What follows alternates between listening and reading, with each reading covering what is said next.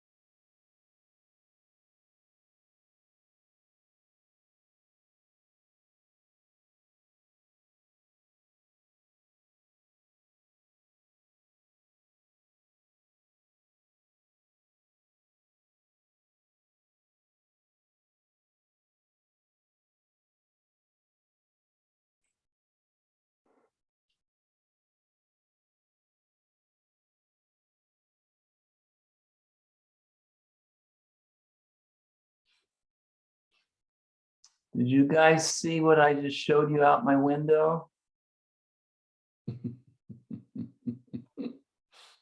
Oh, you're just bragging, Bob.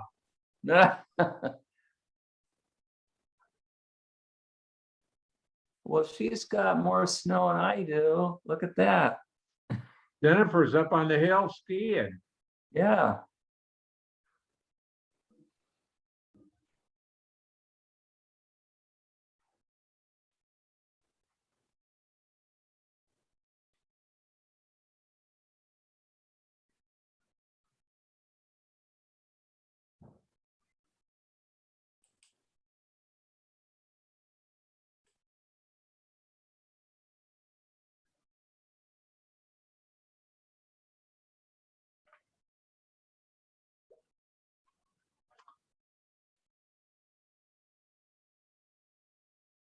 Okay, Roz, 1 minute, we're going to start.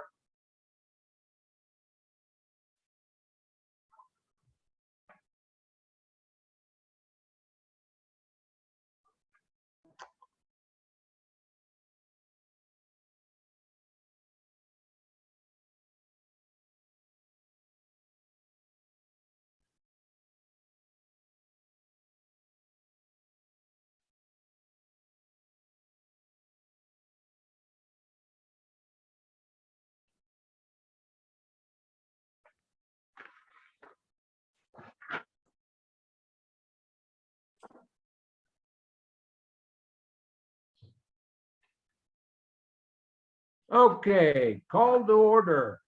So Klickitat County Fire District 3 Commissioners Meeting for December 9th, 2021. It's 15:04. Call this meeting to order. In attendance, Tom Montag, Commissioner. Bob Connor, Commissioner. Rosalind Plum, Secretary. Les Long, Fire Chief. Jennifer McLean, Administrative Assistant.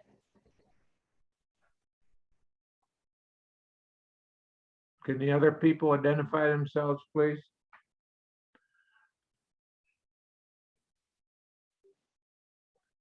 If you're referring to the guest, yeah, this is Justin Bosque next door. Thank you.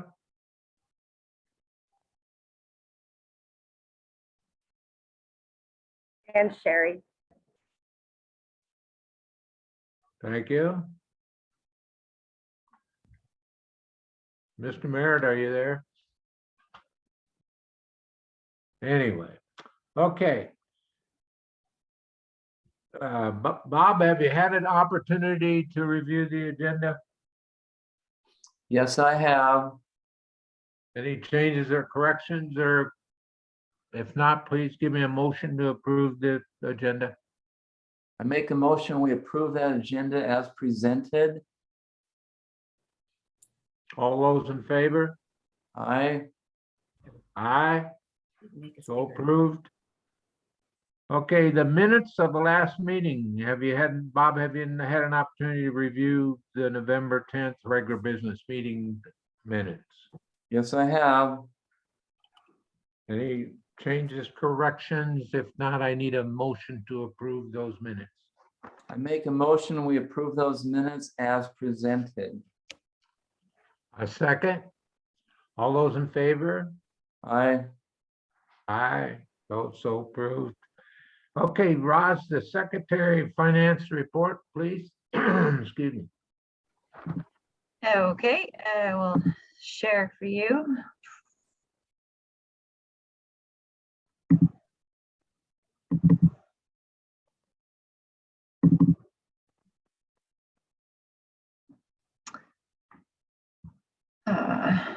Okay. So the original meeting packet was sent out yesterday. We managed to do a couple of updates this morning. So, sorry, down there. We did not get the treasurer's report from the county in yet, so it's a little bit brief this month for covering for November. But our beginning balances were the ending balances for October. I'm just trying to cover it briefly. The main points I think to cover are the general operating budget. We're standing at 74% on that right now with 646 spent, with only like 3 weeks left of the year. So come down to the spreadsheet on that in a minute. Then general scripts for approval. You should have seen the last one again went out yesterday, which gave us the opportunity to update. If you'd seen all of those. I need a motion to approve pay the scripts, Bob. I make a motion that we pay the scripts as presented. I have seen all of them. Second? All those in favor? Oh, you do second. Aye. Okay, Ross. And then again, it's similar for the capital fund. Expenditures that have gone out for November, and then the first couple of weeks of December.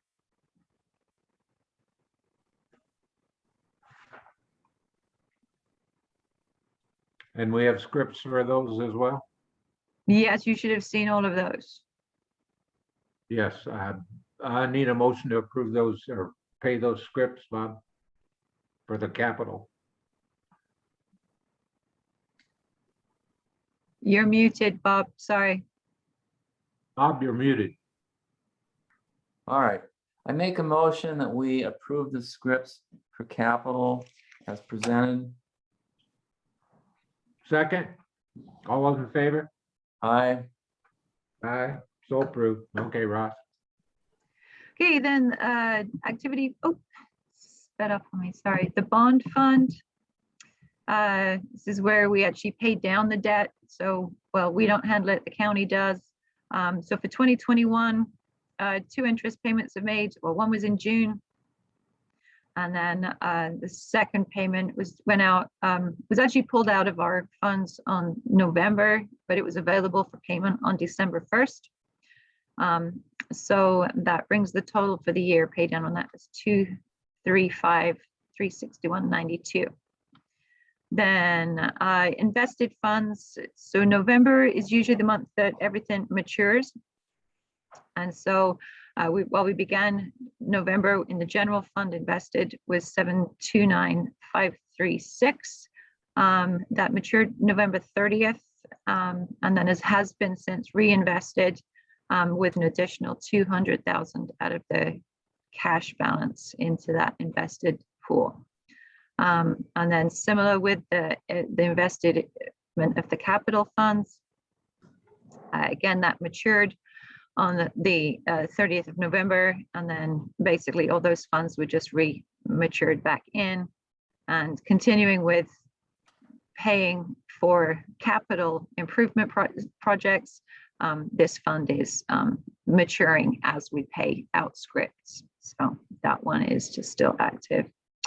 Then internal review occurred on the 8th of this month. And then unfortunately, again, treasurer's report was not available at the time.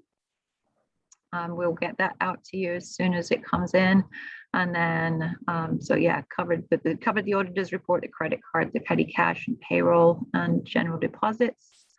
Then we're still handling with some correspondence on the rain garden, and then projects for finishing up 2021 and getting ready for new year 2022. We've got the Board of Volunteer Firefighters items, the stipends, and then hopefully a 2021 report will be hitting our radar sooner than the 2020. That's it from me. I can scroll down to the budget line items if anybody has questions there. And then again, our bar chart for cash balance,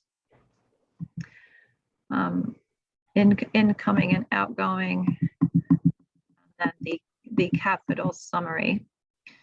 And probably most, yeah, the pie graph is kind of giving you an idea of where we stand on what's remaining and what's gone out and where it's been getting spent. Does anybody have questions on that? I have no questions. I have no questions. Okay, Rod. I hear it, so I'll shut up.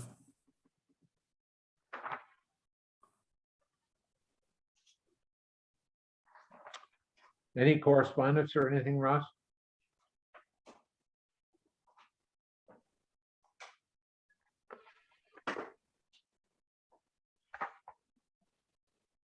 You're muted. Sorry. Yeah, it's a current public record request, again, relating to the rain garden. So we'll be, Okay. that's Anything else? not that I can recall. If I've missed something, someone will remind me, I'm sure. Okay. Then if you're moving on to the chief's report and the training report. Chief?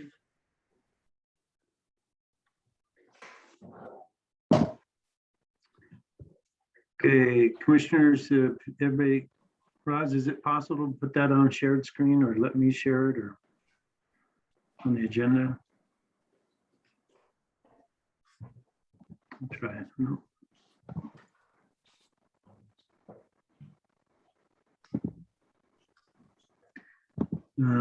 Commissioners, have you all had a chance to review my December report? I've read it, yes. Okay, not a ton to add other than snow's coming and we're aware of that. So I have a provisionary plan for engine 31 to get down into the station during the cold nights. The rest of them should be okay. Let's see, moving on. The only thing significant, I think, to point out in your meeting today is just to make the public announcement that our training officer, Joe Yela, did resign for personal reasons. Currently contemplating our next move with that topic. Working with the neighbors to see if they have any options and ideas, and so on. Moving on. We did come in at 74% of the budget. I think that's some good news, as I communicated to the board earlier this week, I believe it was. If we look at that and keep it in perspective, Part of that's because we didn't expend salary and benefits for a position for 90% of the year. So obviously that's going to show a savings. But if you go back and look at the budget itself, we do have a couple overspent line items. One of them in particular, fire supplies and service, that was overspent back in the beginning of the year because of the lag time it took to get 3 sets of turnouts that we ordered in 2020. However, the other line items aren't large, and the one that was really kind of out of control by all of us was the insurance line item. And if you remember, that includes, I believe we paid out, I could be wrong, but I believe we paid what's the term? The bond project insurance policy out of budget. So we did a really good job with spending per plan. One significant project we did budget for this year was tire replacement for the fleet, and we accomplished that with money to spare. So that's good news. The awards banquet's still heavy on my mind, as it is everybody's, but the plan is still to complete that when the buildings are done. That's the will of the body at this point. And then budget.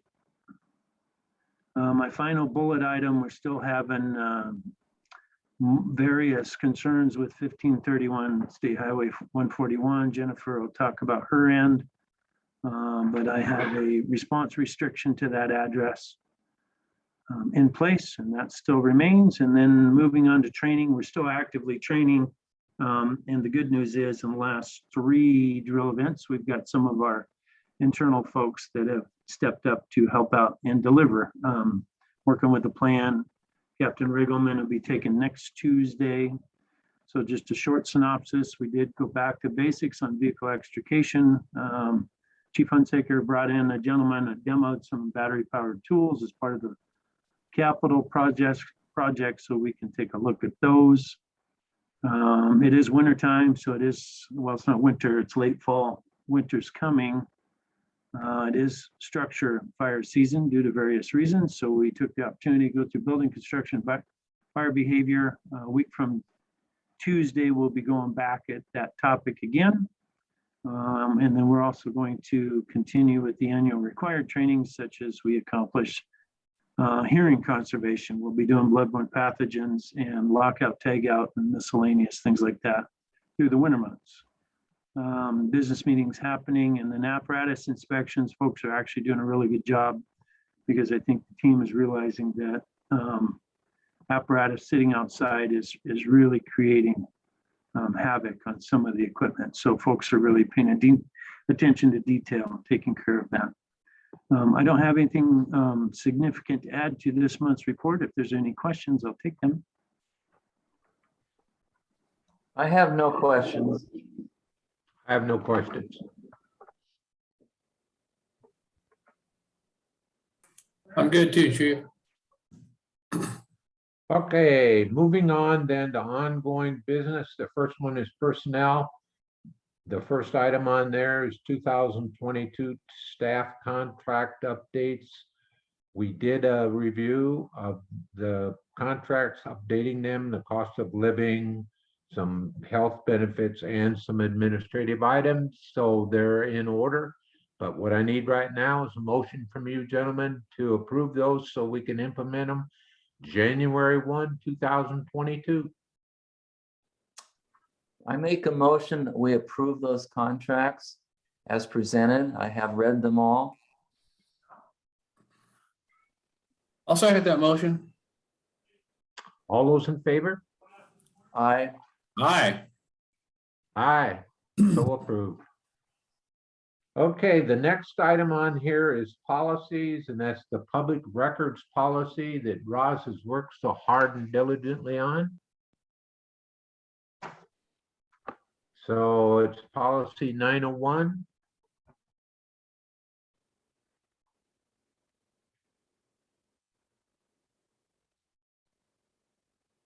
Is it going to come up?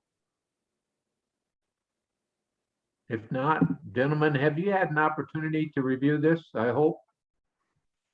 Yes, sir. Yes. So if all is in order, let's have a motion and we'll approve it and put it into our policy manual. Quick question. Okay, I asked, I addressed something that I saw here with Chief and I don't know, I don't think I really heard back anything. Did you have a chance to review that, Chief? Can you enlighten me, whoops, enlighten me one more time, I'm trying to dig. Oh, it I'm up. sorry. Maybe I talked to Tom about it. you did talk to me, yes. I did. I talked to Tom. So are we good with that, Tom? I guess that's my question. Sorry, Wes. I think that the way it is stated and after review of it, I think we're okay for right now. Okay, good. Well, I'll move to approve that resolution. I forgot the number. I'm sorry. The number is policy 901. Policy 901, sorry. Yes, so just for the record, the numbers might change as policies get added into the system. So if you refer to it as basically, this is to do with accessing public records. Okay, My That's, motion to address the name of the document as the Public Records Access Policy. all those in favor? I'm in favor. Aye. Aye. I hope I got everybody to say aye. If so, it's approved. Okay, the next item on our agenda is the bond capital project, and we'll turn it over to our project manager, Bob.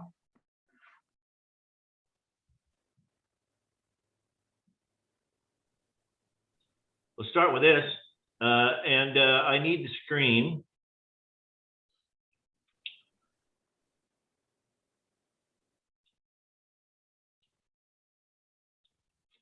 There we go. So I think the board is aware from our, I need to get rid of this one so I can see here. There we go. Can you guys see that all right? I can Yes. see part of it, yes. Okay, and an arrow, you can see the arrow moving? So I can point You things bet. out? I do see Yes, that. sir. Very well. Okay, so let me get started by, we'll talk about station 31 first.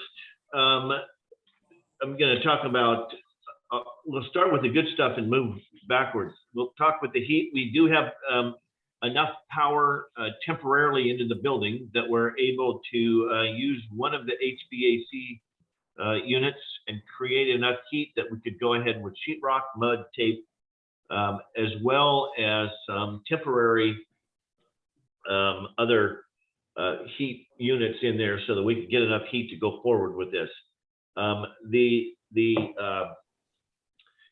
Our main issue is the fact, and we really haven't gotten to the bottom of it, but as you're aware, the main power panel switching circuitry and circuit breakers down in the mechanical room were to be totally replaced. Now, I'm going to kind of give you my version, and I can tell you that Jeff and I are in full agreement, and I believe that that Dana is as well. We have known about this from the very, very beginning, and we have made no changes to that. And yet we find ourselves in December, and the delivery of the new power units, which is significant. These are huge cabinets, circuits, circuit breakers, the big stuff. This isn't like the little panel that's on your wall, but all of this major equipment is stalled somewhere. And we're not sure whether it's in Portland or whether it's in Salt Lake City. We have not made any changes whatsoever to this. I'm going to give you my version. We've not made any changes to this. The major heartbeat power part of this throughout this whole project. So from the very beginning, we've known what our load would be, 600 amps, and the number of circuits and so on and so forth.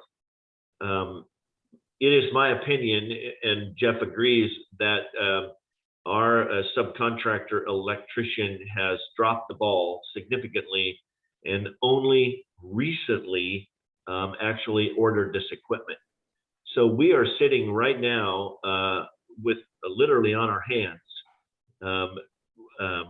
waiting for this equipment. And as of this morning at 10:15, I got an email from Dana from Hale Construction that said he had reached out to Coburn Electric, and Coburn Electric says that their supplier says that the delivery of this panel, which basically takes up a whole wall, and from there, the sub panels and all of the other things connect throughout the building, will not be in Portland until December 29th.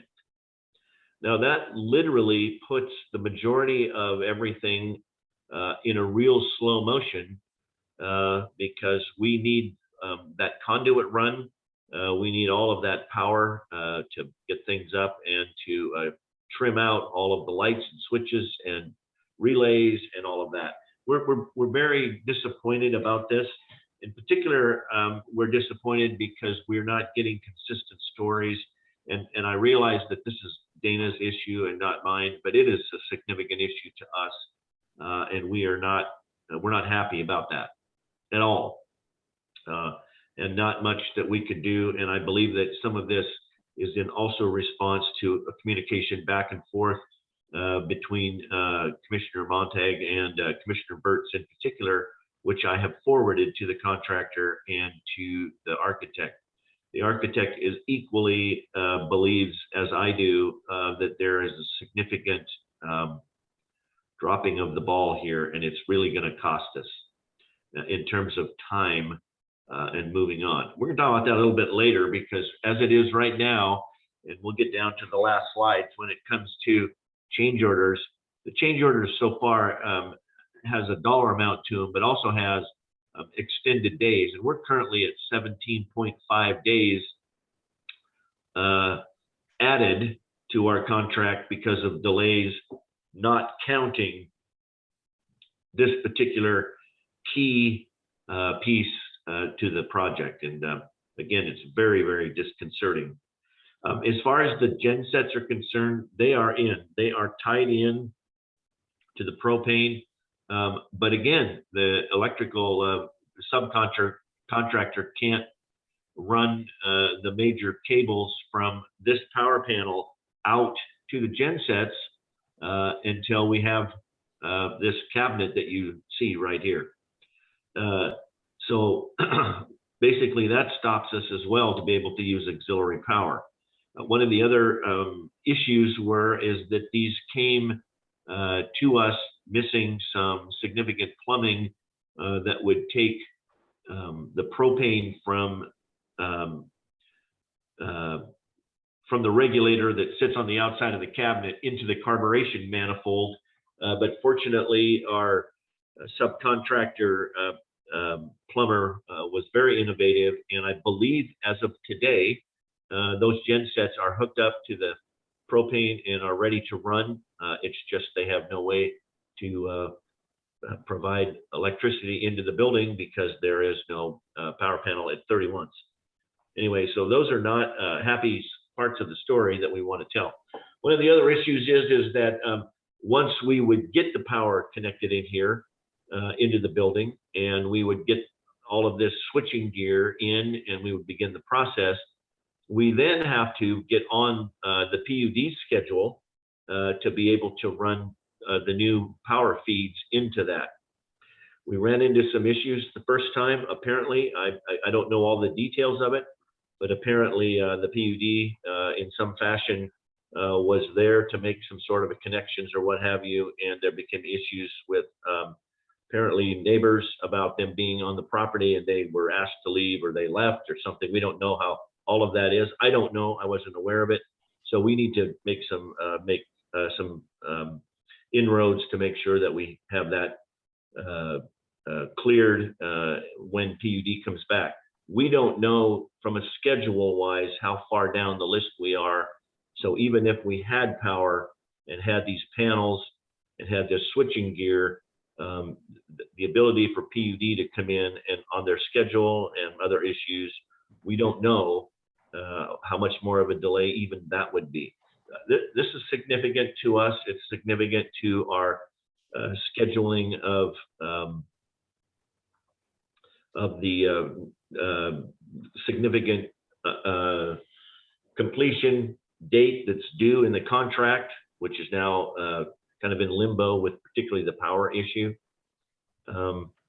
We still are working. Chief Long has been working literally weekly with Dana to be able to enclose both stations enough to be able to get his apparatus back in there, into the apparatus space, which may mean that even during the interim period until we don't have power and so on and so forth, that those apparatus may even have to be moved out during the day, so that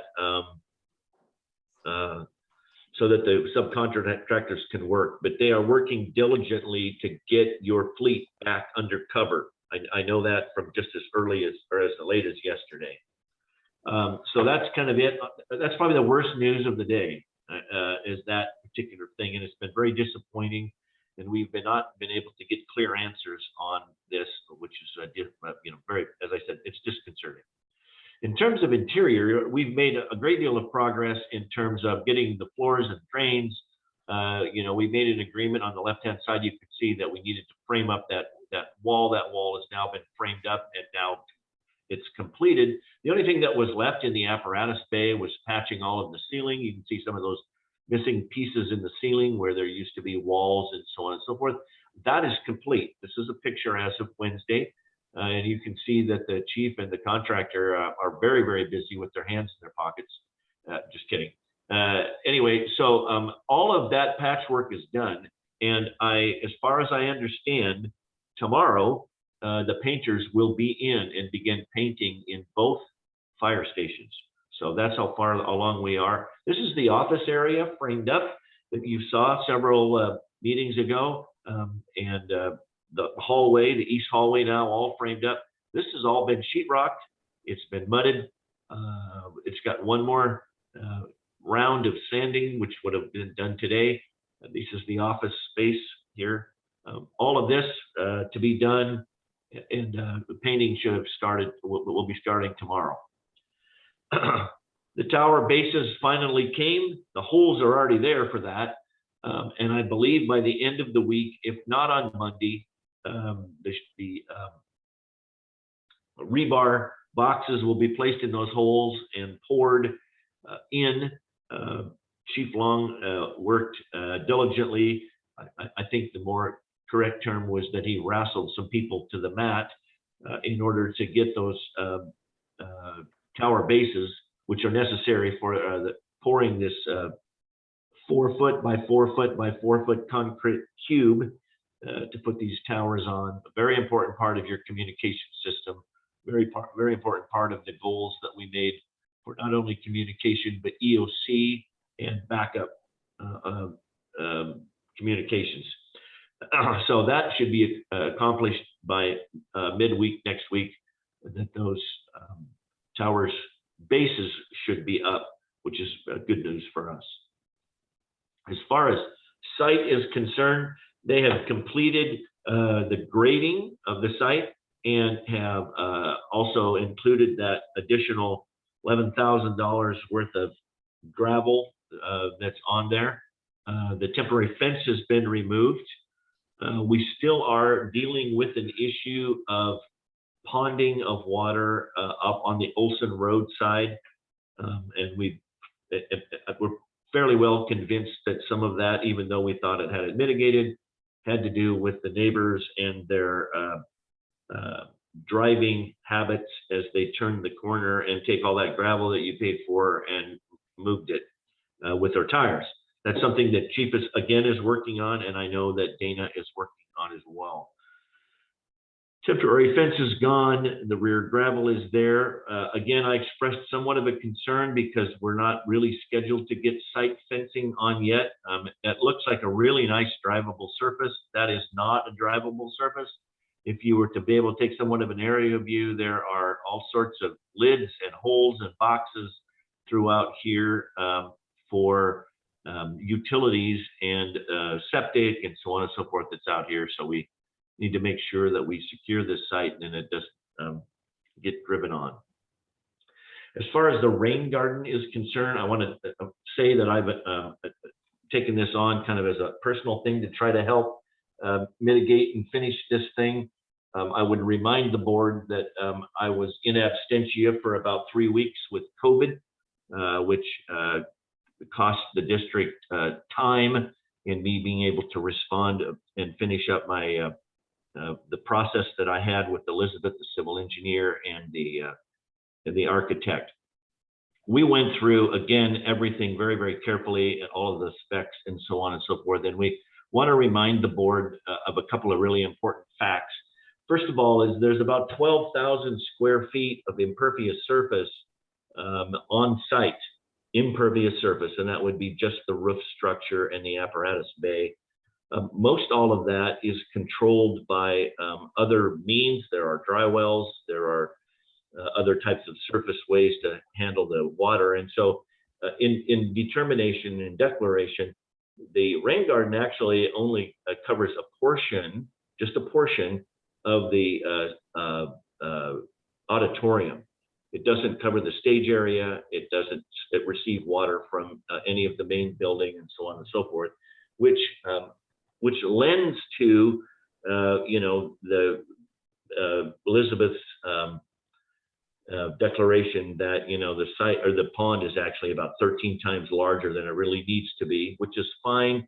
But again, a reminder that the size of the pond and the depth of this pond was actually driven by the elevation of the effluent line that comes out. That kind of drove that whole issue. Anyway, so the bottom line is that we reviewed all of our calculations and what have you. We found that we had some additional downspouts that had been conveniently or inconveniently connected. Those have to the line that feeds the rain garden. Though that particular one has been disconnected, and so we're back to as the plans had called out for the number of lines and drain lines that would go into that. That has been planted, and I submitted to the board prior to the little COVID event. There was not a little COVID event, but the COVID event there. I had submitted a draft letter in response to a request for additional information and suggestions and so on and so forth. So the delay in this really lays with me and not with the board. They've been waiting for me to finish, you know, getting back on my feet and doing that. And I've completed that. The board looked at it at the last meeting. And I think to summarize it, just to remind you, we said, listen, we've got great theory and great math and great design. And our position would be that everything that we have here is theoretical. We would all agree it's all theoretical. And it's based on the Washington State, Eastern Washington Stormwater Plan and all of those other kinds of derivatives. And so the gist of my response to the board was to say, let us be patient and allow ourselves to watch this system go from theory to practice and to see in fact how this actually weathers throughout some significant rain events, which you have. And I believe Chief Long has been pretty diligent in photographing, measuring, keeping an eye on that site, as has Elizabeth, as has the architect. All of them have made trips down here individually on their own to see this and to see the performance of it. We knew that from the very beginning that just because of the material that was in there, the percolability of the soil and the percolability of the material that was in there, and then also the special soil that was included there to support the fauna and plants that have now been put in there would take a while to perform, settle, kind of make its way. And so at first we watched the percolability a little bit slower than we really wanted to, see it. But we understand that now that kind of the system is up and running and working, it looks very well. We saw it yesterday and it's literally almost empty other than a few little puddles. We believe that system is working well and that there shouldn't be any particular concerns. However, as is stated in my letter, the district has in their possession a draft mitigation plan, which we have, the Chief Long and I have put together, reviewed. We've taken that to the architect. He reviewed it, thought it looked well. We took it to Dana Hale, and he agreed yesterday that that was a good plan. And it basically, this is the gist of it. It's in draft form. We'll be asking the board for some action on this, but it basically looks at 4 levels that pond would be, and mitigation efforts to make sure that that pond never reaches more than about 3/4 full. We don't believe it will anyway, but if it does, that we have some mitigation things in place. I believe the board has seen that, and maybe we could take a second at this time and see if there's any discussion and whether or not the board would like to go forward with that or have any issues with this draft that you've seen.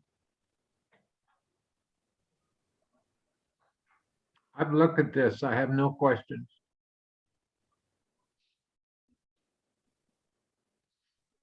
Okay, I just went through it. I don't have any questions about it. I would, this is Sherry. I would like to public records request a copy of that memo, please. Yeah, it'll be part of the letter, Sherry.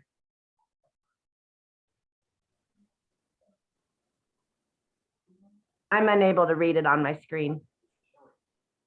It'll be You'll a get part a of copy the letter with the that's letter. addressed to you.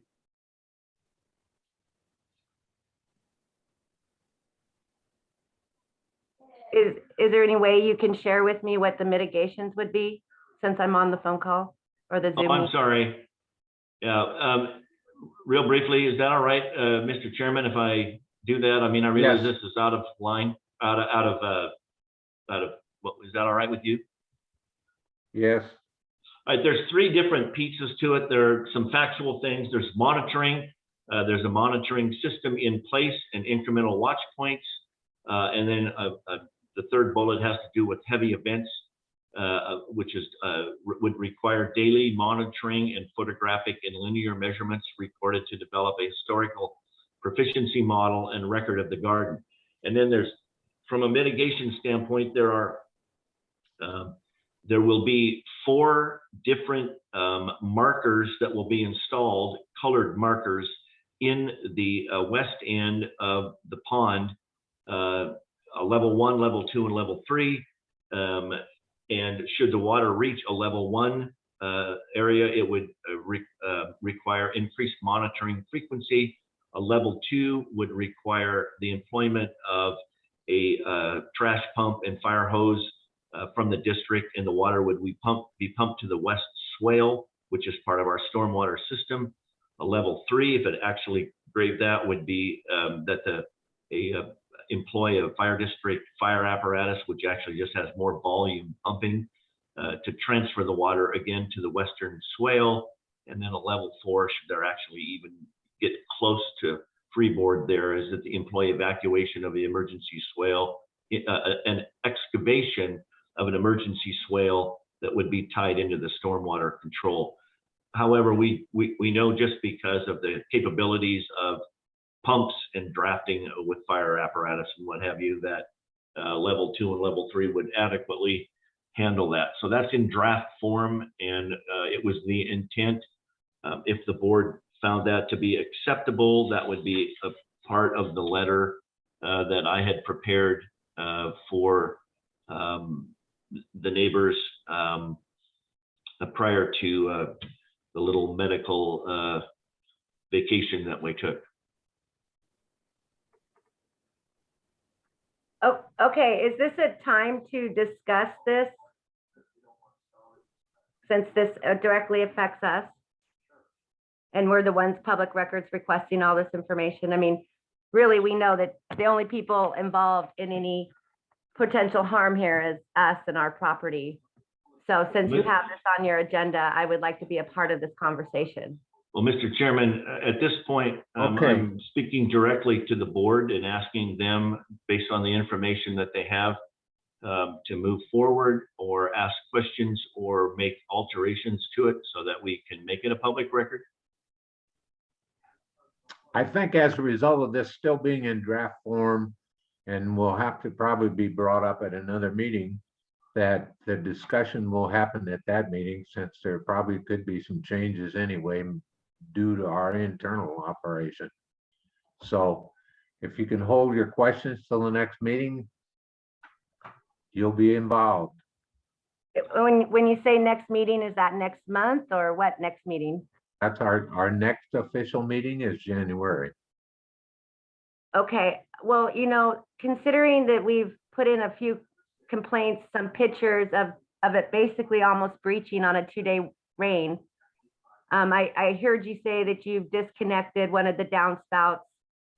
And there's just a lot of things that are being said right here that I'm very concerned with. And I would hope that since anything that goes wrong with this overflow of this rain garden with your toxic stormwater runoff will breach into our yard, causing us damage. So I just don't understand why the fire department hasn't involved us in the conversation, and why we have to keep coming at you for answers and what's going on. And I really need to bring to your attention that your civil engineer, Elizabeth, said that that the fire department was going to grade down the west side of that pond in order to have the overflow flow into your property and not into ours. And I've yet to see that happen. I've yet to see any plants be planted in there. I mean, if grass seed on the side of a pool is your plants, is that what you consider what plants you're going to be putting in that pool? Mr. Chairman, I can tell you, because I've been taking the lead on this. We've had multiple discussions with the designer of this, and we're in compliance with our code, with what the code is requiring, what she's required in terms of planting. Probably isn't the best time of the year to bring some of that out, but I think you're going to see some significant foliage that's going to come out of there in due time, because you need to remember that this is just more than evaporation type of, this is also some special filtering kind of plants that were there, but it's going to take a while for that to come up. Matter of fact, Chief Long and I have had a discussion about how are we going to try to maintain that in a manner that looks somewhat sightly, because if not, it's going to look like Jurassic Park. But that's going to take time to show. So we've had discussions with both the architect and the civil engineer, and their recommendation is do not disturb the existing site and put in swales and so on and so forth, because we are in a phase right now where we want to test our theory and our math, which we believe, as we recall, is 13 times larger than was required for the amount of impervious surface that would contain. So at this point, we're still in draft. The board still have things to review. I think I've provided as much as I can to them, and they just need the time.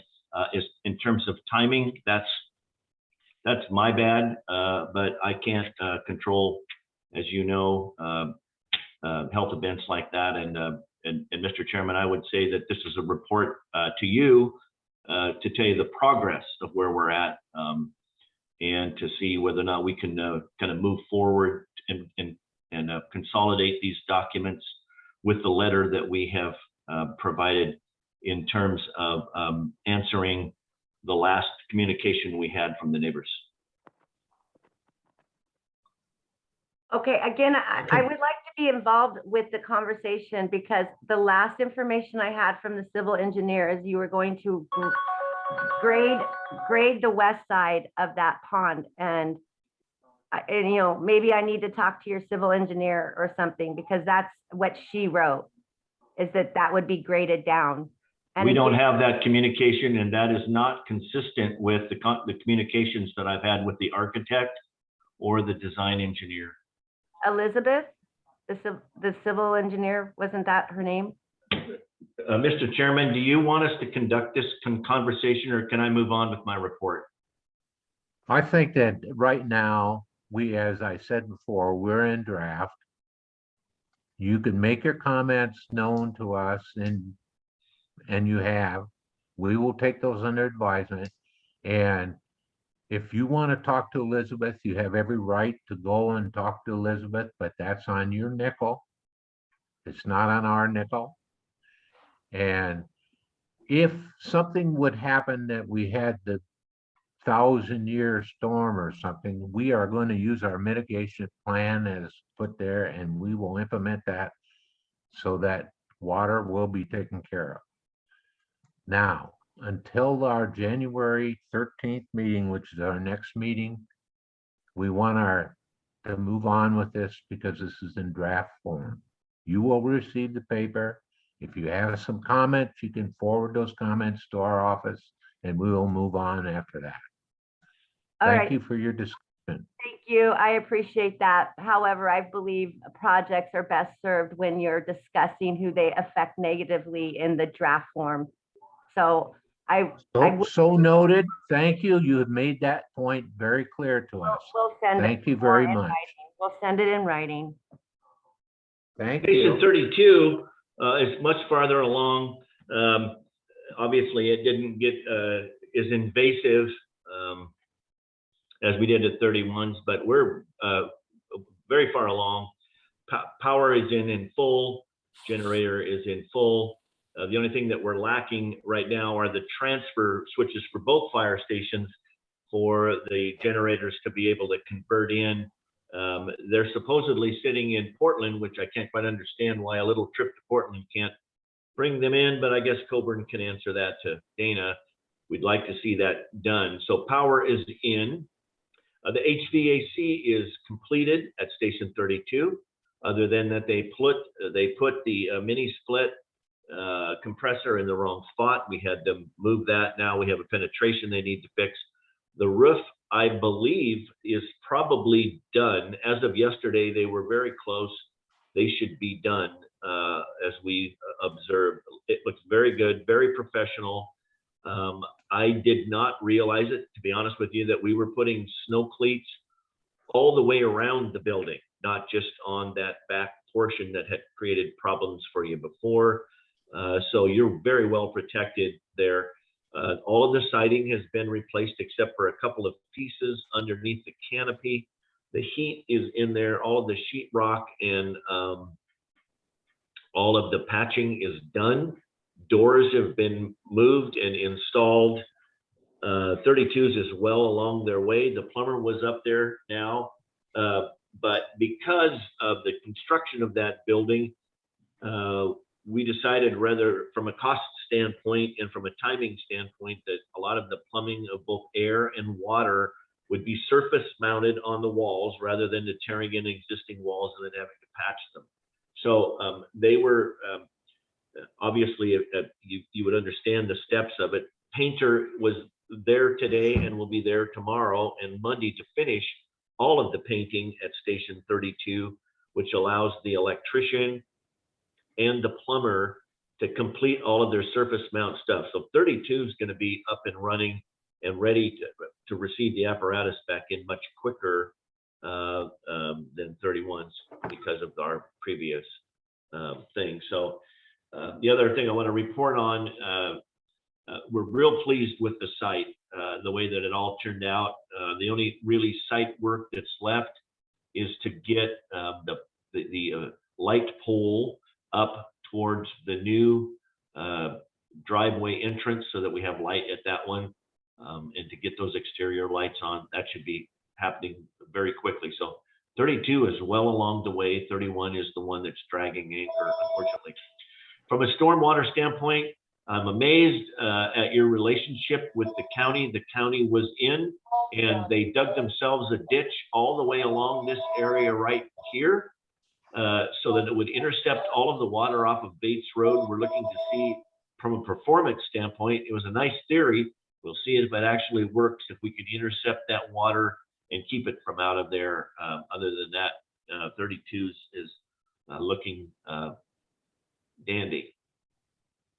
I'd like to talk about change orders. This is always a little bit of a painful part, but it had also, to some degree, and I, again, just had another fairly significant conversation with Chief Long as we're going through the auditing portion of these change orders. Roz has the latest documentation on all of the change orders. There are 27 change orders at Station 31. There are 13 at Station 32. Some of those are the result of discovery. Some of those are as the result of the fact that the district has made purposeful decisions to upgrade, replace, do things so that they're, as we would say, on us. So I'm gonna go through that a little bit. So this is you have approximately, at least according to my calculations, $143,378 in change orders with 17.5 days added. And when I announced this at the meeting yesterday, the construction meeting yesterday, Dana said, that's not correct. We have at least a $5,800 deduct that we owe you. And then Chief Long and I literally are going through what we call a team audit, looking through every single one of those. And we're asking some significant questions with the architect who agrees already on some of the issues that we've raised. And we are going to anticipate even further deductions on these change orders. Now you say, well, then why did you approve the change orders? We needed to move forward on these. And Dana fully understands and fully is prepared to give us deducts on his next invoices if we find discrepancies or we have questions or things, as Chief Long pointed out today, two things that he has knowledge of, and he was correct in the fact that they were in the specifications, and so there shouldn't have been a change order. We're working on those. What you need to know is that we're auditing these, and we're hoping to come back with a less number that will make you happy. That's about 7%. When I talk about bid alternates, we've been working on this as well. We've talked about the fact of what we call a crime of opportunity. As long as they're in here, we don't want to, and we wouldn't have to pay mobilization costs for someone to be able to come in and do something to finish the training room, to finish the kitchen area. And you've seen that scope of work that we asked for: paint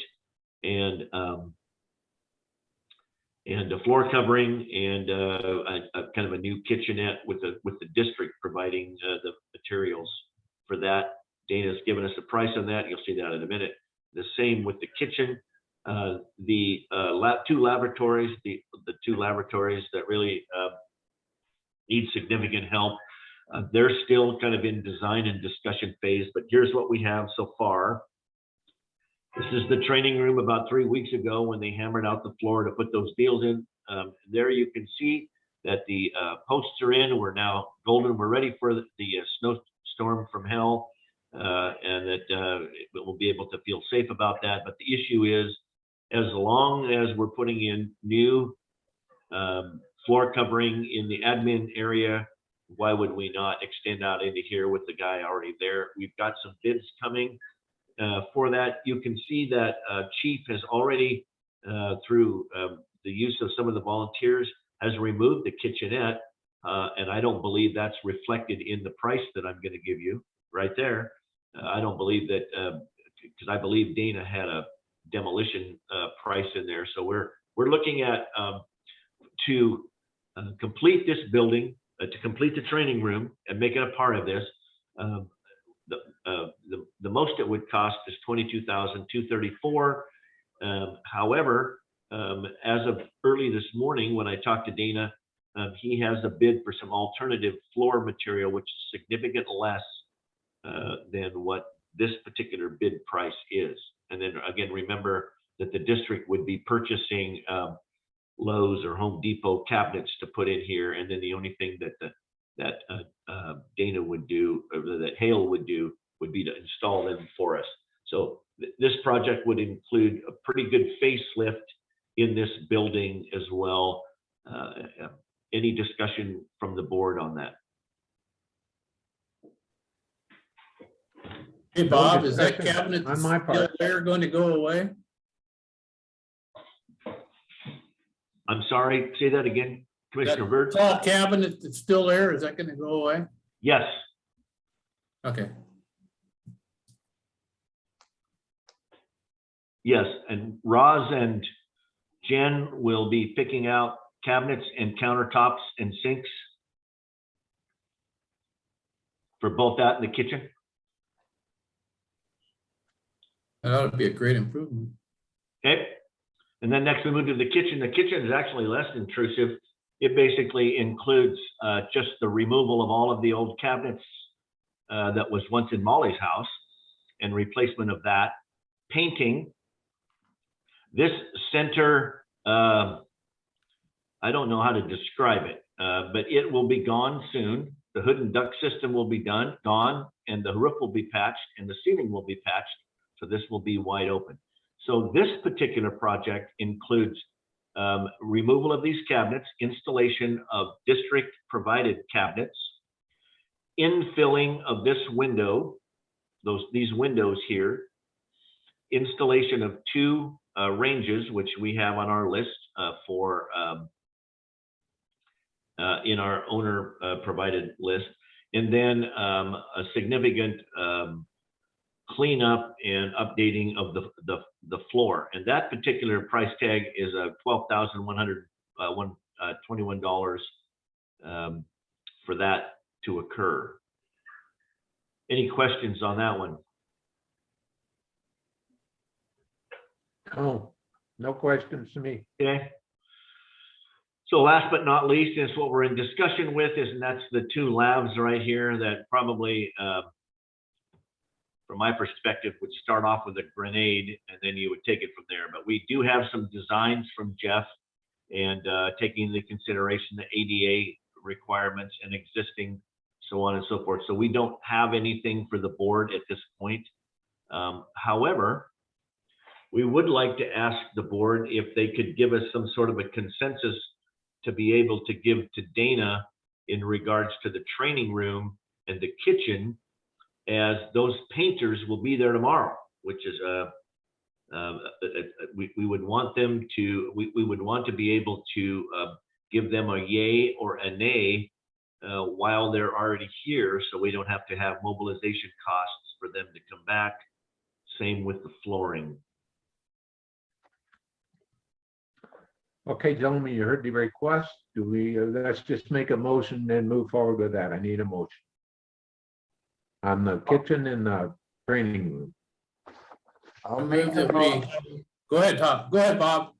I'll make a motion that we move forward with the kitchen and the training area. Second. All those in favor? Aye. So moved. Okay, you got your authority to move forward. Thank you, sir. And I believe the only thing else we want to say is that Chief Long took the effort yesterday for the district after we have removed this pile of the exhaust system. We were able to get a very favorable price for the first batch of the exhaust system.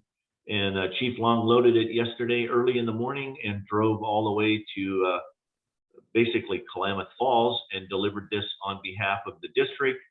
And that district also expressed concern for a contract for the majority of the remaining part of the Plymouth system. And I think that's good news, good effort.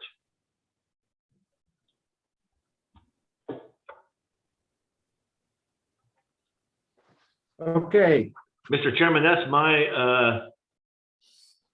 my report. Any questions from the board? I have none. gentlemen, Good work on the Plymouth event. Hopefully we'll do as well on the remainder of it as we did on the front half of it. okay, moving on, and the next item actually was that surplus. We've talked about that already. The next item is the white salmon console. Chuck, have you had an opportunity to talk to Jason lately or moving, No, should I move forward? It's been pretty quiet lately. I haven't really got anything to report.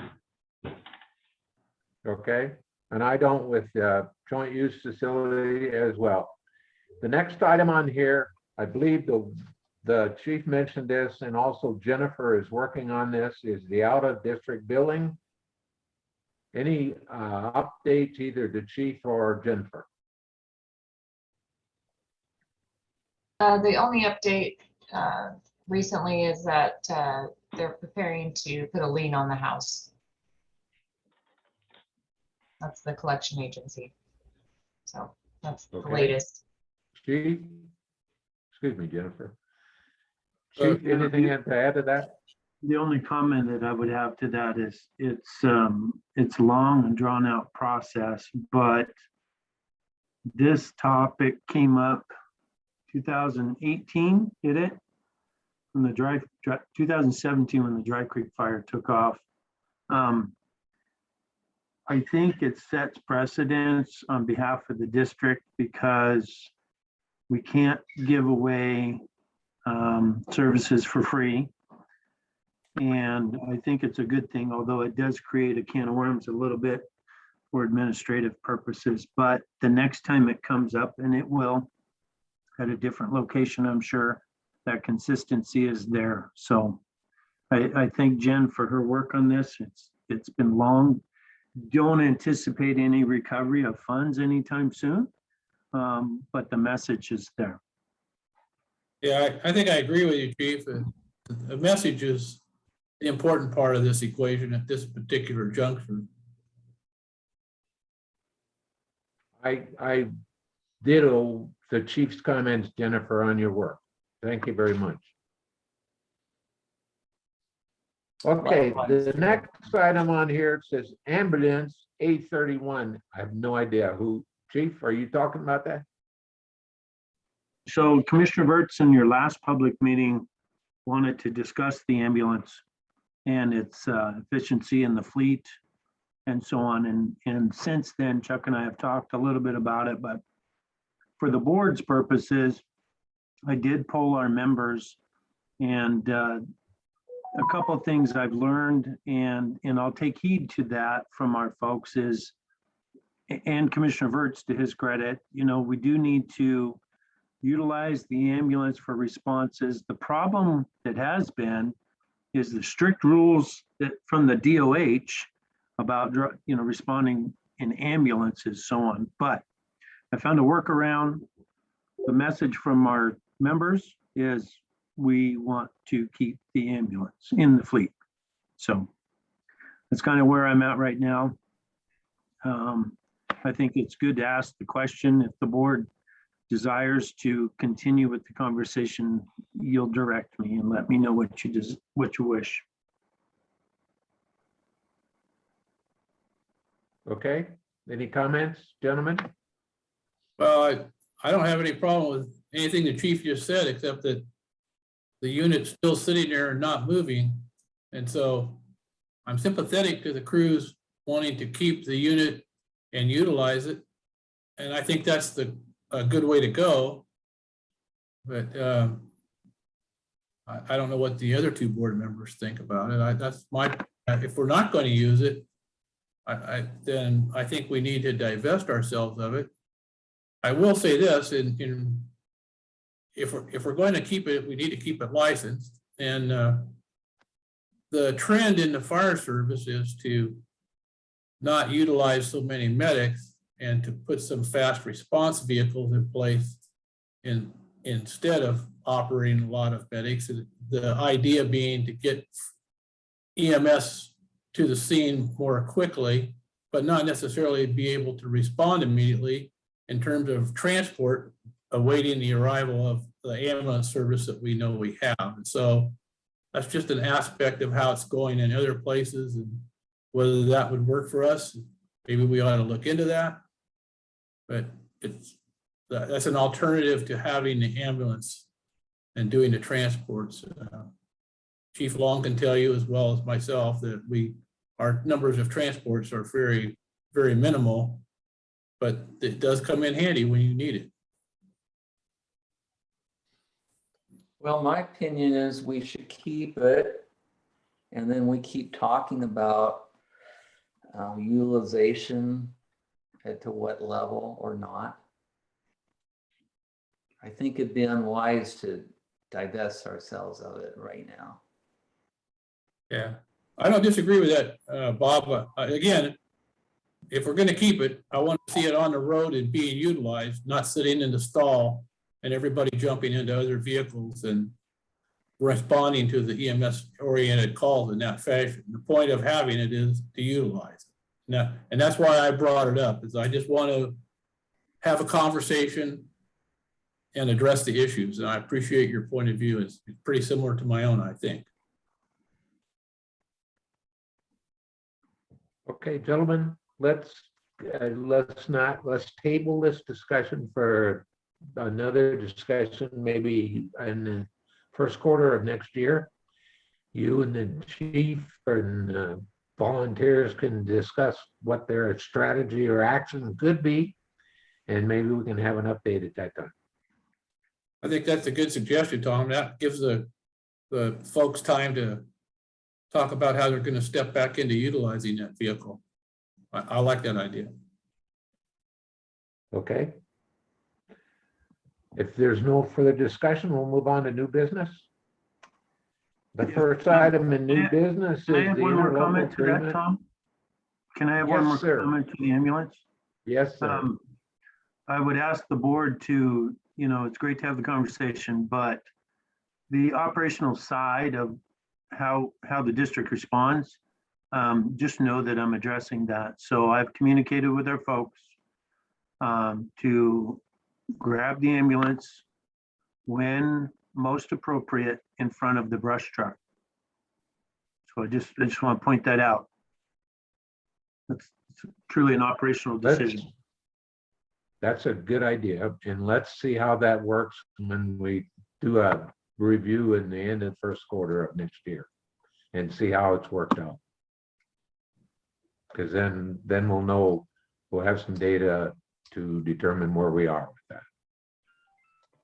that. Okay, I approve of that approach, Tom. okay. Okay, any other comments on that, or then I'll move forward? Okay. New business, interlocal agreement for first response emergent EMS service, emergency medical services with Skamania County. So We have a, this topic is pretty nerd. Has everybody had a chance to read that interlocal agreement? yes, I read it. Yeah, really not as lot as excuse me, let me slur. Not a lot has changed. With the exception of Skamania County EMS has revamped in the last year and a half or 2 years their response platform, which has reduced the number of calls where Klickitat Fire District 3 has been asked to respond BLS into Skamania County under that previous interlocal agreement, but there is still value in that. And I have not had to bill. I did not have to bill them last year for any calls. And that has a billing mechanism, so where we charge them. I'd have to look, but I don't think we'll be billing them in January for 2021. What I did do, however, and Zoom has kind of changed that platform quite a bit in the last 2 years, year and a half. We did have a credit when Commissioner Virts was the chief, and that interlocal was put together. That was a phenomenal thing. We did have a credit at that time, and to capitalize on that credit with Skamania County EMS and their budget process, At the time, I asked them to purchase 3 sets of video equipment and cameras and laptops to be functional to do remote distance training to fire law enforcement and EMS in both counties. The equipment still sits there. They're the holders of the equipment. We have access to it at any time. Again, Zoom has changed that a little bit, but the balances owed to Fire District 3 from Skamania County EMS have all been, in essence, zeroed out. And then I would ask the board to reinitiate that interlocal agreement, and here's why. Their response module puts a paramedic or an EMT basic in the Underwood Fire Station during certain hours of the day, but their call volume and call demand pulls that person left or right or east and west.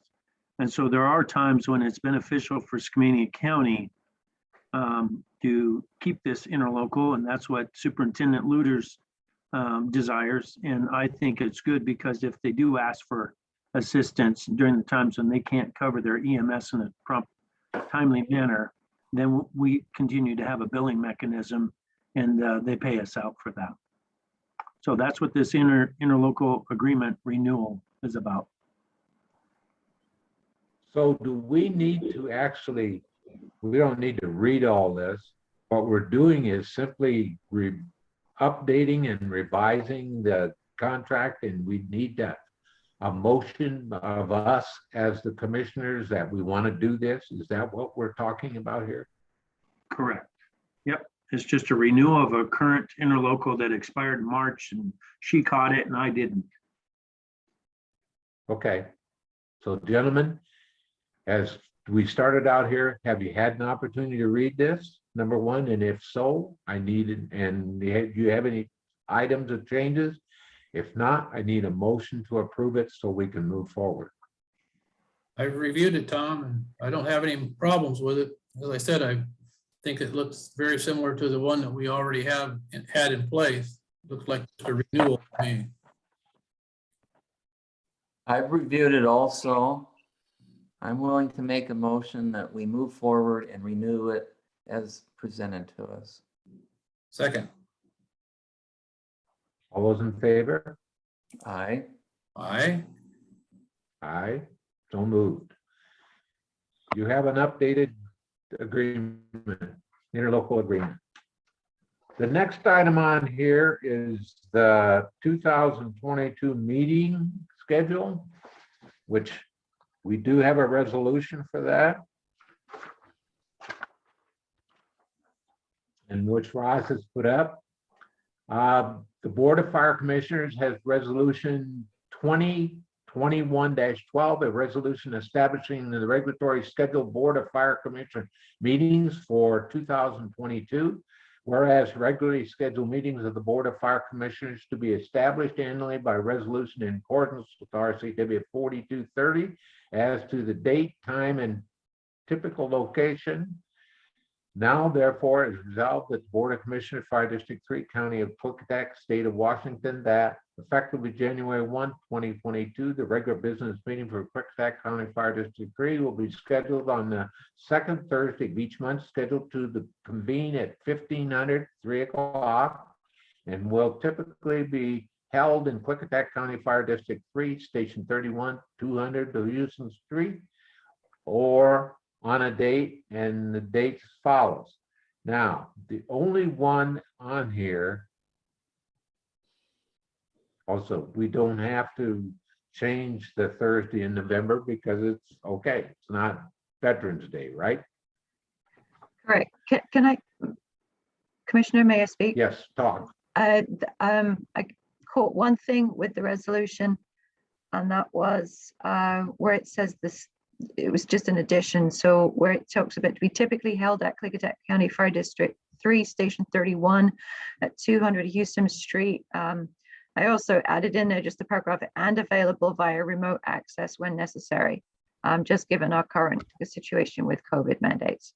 Sorry. That was the one I addition. thought of that as I read that. I thought of that, and you've got it on that. Okay, So great. the one on the screen right now is the one I updated with Is- the available via is the remote current, access. right. So, sorry. Okay, so the one Okay, on the adopted. screen, pardon me, the one on the screen ahead. shows that we are allowing for Veterans Day in November. Yes, Veterans Day is on November 11th. And so Okay. it doesn't, Yes. which falls on a Friday in 2022. So it Yeah. doesn't create that issue that we had in 2021. So, Okay, then Yes. I'm satisfied on that. Thank you. okay. You can see as the Ross has the dates up here. I don't need to read all these dates, but then it says adoption at regular meeting of Board of Fire Commissioners District 3 on December 9th, 2021. The following district members being present and voting. So gentlemen, I need a motion to approve this and to move forward so we can implement our schedule for next year. Move to approve resolution 2021-12 as presented. Second, All those in favor? aye. Aye. Aye. So moved. Okay. Now, excuse me. We moved to public discussion. We've had some discussion, but is there anybody else that would like to talk for 5 minutes? And then if not, I'll move on. Hello, this is Justin. Can I start? Go for it. You got 5 minutes. Okay, great. First off, Commissioner Montague, congratulations on your reelection. Good to see you sticking with the district. I wanted to first comment on the PUD being kicked out by the neighbors, whatever that comment was referring to. I just want to say it's kind of offensive to try to blame the neighbors, blame effectively us for holding up any sort of time frame from the PUD, where all we did was ask them, like we've asked all your contractors, to not park on our property. They could have parked anywhere else and still done whatever work they needed to do, and I don't see why there's any sort of blame trying to be put onto us from that. I don't think is appropriate. Beyond that, I just wanted to confirm if you could acknowledge that you received our previous emails, because we didn't get any response. One regarding As far as I know. yeah, the one particular I'm concerned about is the chief's comments towards us that I brought to your attention. That's a personnel issue will be discussed by the board and is going to be handled by the board. That's cool. I just wanted to make sure you received it because I didn't get any acknowledgement at all. Thank you.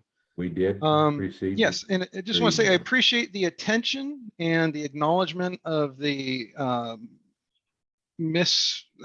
installation of the downspouts and the rain garden. We really do appreciate the attention, and it's obvious that you are trying to do what's right and making sure that that doesn't come to our property by your mitigation plan. And I just hope that in your mitigation plan, you also consider any standing water and maybe how to have a mitigation plan for mosquitoes that might occur if it does not drain appropriately. And then let's see. Beyond that, with the generator, we had a couple of questions. Is there, first off, what's the schedule for running that? Is it just the monthly test schedule? Has that been established?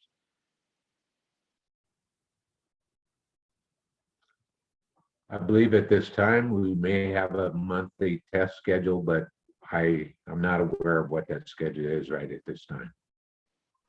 Okay. Can that be published, or I mean, I guess shared? We'd like to just know. And then I'm just curious, is there any other plans for the generator, like a noise dampening or anything, a wall or any sort of other plans to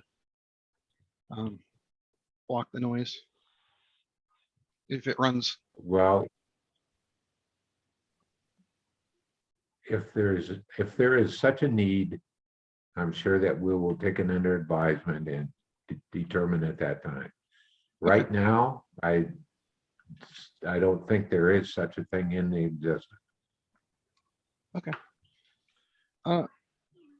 Yeah, it's 5 feet from our property line, just a little bit, think it might be a little bit noisy for us.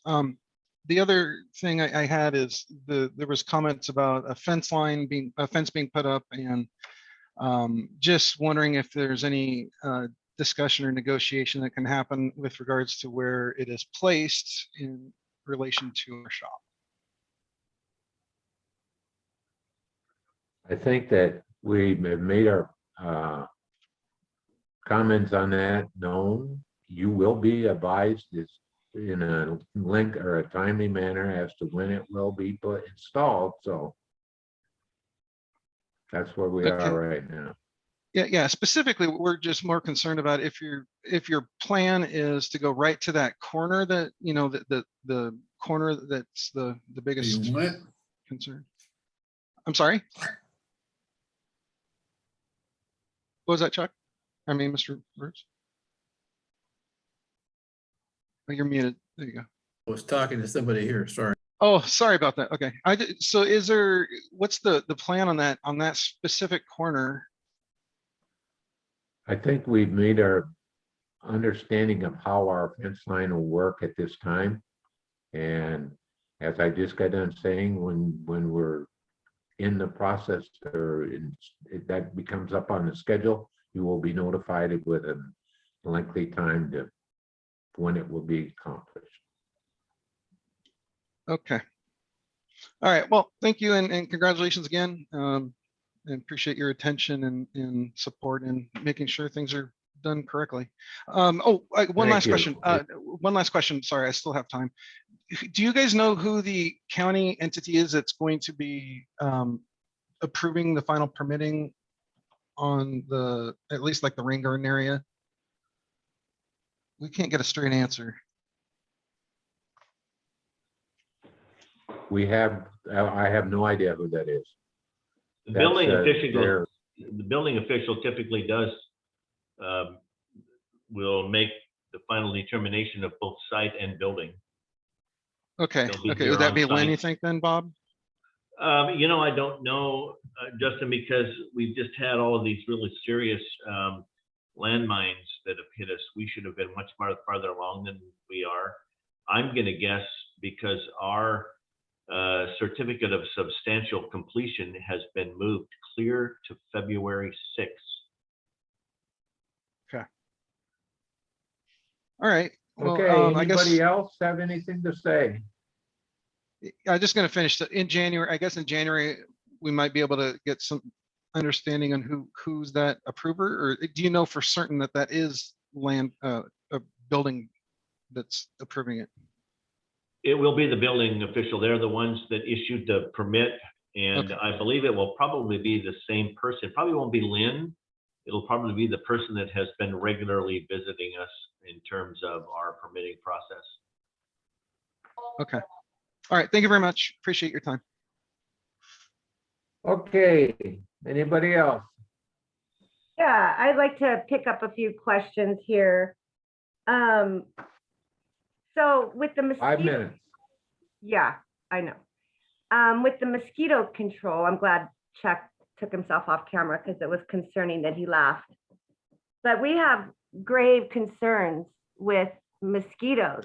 And according to the Ecology Handbook, a mosquito control should be put into place because these rain ponds, gardens, whatever they are known to cause mosquitoes. And as you guys know, being in the health world, there is health concerns with mosquitoes. So what is the fire district's plan to mitigate and keep the mosquitoes under control with your rain garden? Mr. Chairman, we looked into that a little bit, and we don't believe that there's a consistent correlation between the lifespan and season of mosquitoes and any water in the pond whatsoever. That's our initial thing that we looked at with Elizabeth. Interestingly enough, I did not know this, but the average lifespan of a mosquito was 14 days, and they have a very short season, and we're anticipating that there should be it should be very dry. And our biggest concern, not concern, but our biggest thing with the rain garden will be how to be able to groom that to not look like Jurassic Park. It's kind of what our concern during that season would be. That's what we've looked at so far preliminarily. Okay, well, you know, I've put it on record, since we've lived here for 3 years, we have never once had problems with mosquitoes. And that is a great concern of mine, especially since I read it in the ecology handbook for rain gardens. So I would hope if we bring it to your attention that we are having mosquito issues, that you could throw some mosquito pellets or something in there. Because I don't think anybody sitting on this phone call right now would like to have their lives invaded with harmful mosquitoes. So anyway, I'm really disappointed that you haven't brought us in on the conversation with the rain garden. The overflow is tipped towards our yard. The generator is placed an industrial generator is placed barely to the inch, 5 feet from our property line. That every time you fire that up, you will blast us out. You will absolutely blast us out with your industrial generator. And I don't know why it doesn't have a sound wall. And I'm asking right now, since you've decided to place it to the very inch, as close as you could to our property, that you let us know when you're gonna fire that up if it's not for an emergency purpose. If it's just to run it, that we would like to be known so we can prepare to be generated out. And also with the fence, my husband wouldn't keep asking if you plan on putting that fence line to the very corner, if we knew that's what your plans are. So can you answer once and for all? Do you plan on running your fence all the way to the very corner of your property line down by our shop? Mr. Chairman, can I address the generator thing?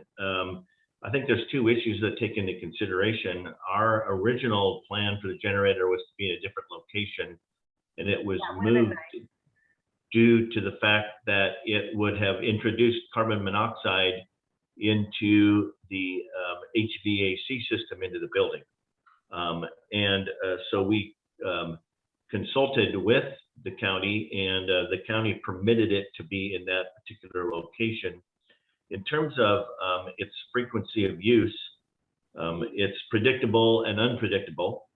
Predictable in the fact that there will be once a month that it would run for a period of about 10 minutes. And I have recommended that it be done on a Tuesday evening when there is volunteer drill, so we could actually confirm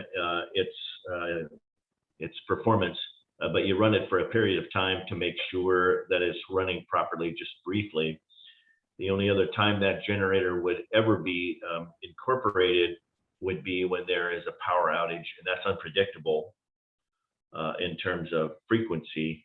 The sound thing, I think, again, it's just something that you'd maybe perhaps would address with the county, as that's where they gave us a permit to put it. So that's all I can respond, Commissioner Montag, in terms of response from the district side of things. Okay, and so can we just answer the question about the fence once and for all so we can prepare ourselves?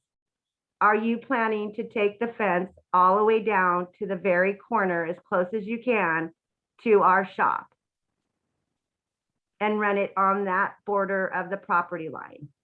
Are you planning to run the fence right there? Okay, I see your chief nodding. The plan calls to be run that way right now, and that's what we have told you originally, and it will be installed accordingly. I would remind the Commissioner that that was based upon the fact that we dealt with the issue of the gift of public funds.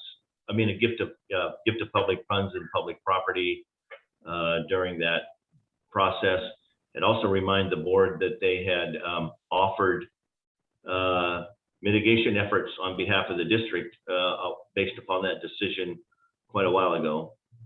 Mitigations for what?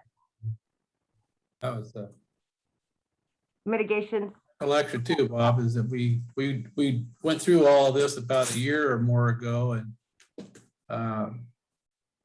so the question was answered. And as far as I know, as one commissioner, the fence line is going to go exactly as originally planned. Okay, well, so let me just finish this up because I see your intent right here and right now, that you will be running it as close as you can to that property line. It doesn't make any sense. You will never use that very back corner. That will put an absolute sharp corner for us to ever access our garage. It feels like a spite fence. You do not need to fence there. We all know that. And if this is funny to any of you, I would hate to have this happen to any of you. There's no reason for that fence to go to that very corner, but to make our lives inconvenient. There's nothing you're saving anybody from. There's nothing that you're going to use in that very corner. And so let's just get to it. What are we getting? A prison fence with some barbed wire on top? A chain link with barbed wire? What are we getting? I think that your conversation is ended. Your 5 minutes is up. I Thank you would like very to know much. what type of fence you're putting in, please. It's my property line. Why can't you share? You're a public service. Share with your neighbors. What are you doing? This is a standard cyclone fence. It's part of our security efforts on our property, for our property. It's not going to be what you said, and that's simply what was going to happen. And Thank you don't for need your to run it to comments. that very corner. We all know you don't, and it's a spite fence to make our lives miserable, to access our shops, and it's Thank shameful. you, thank you, Shameful. thank you for your comments. Okay, moving on to the good of the order. Does anybody have anything for good of the order? I want to apologize for being Yeah. late. I'm sorry about that. Thanks for the call, Chief. I appreciate it. I was busily working away, not realizing that the 4 o'clock hour had arrived. I know Okay, the time, not your time. so our next regular meeting will be Thursday, January 13th at 1500 hours or 3 o'clock. I move for a motion to adjourn. Gentlemen, I make a motion, we have adjourn the meeting, sorry. I'll second it. all those in favor? Aye. Aye. Aye. I'm Popeye. So the moved. Sailor. We adjourn at 4:38 or 16:38, Ross. Thank you very much.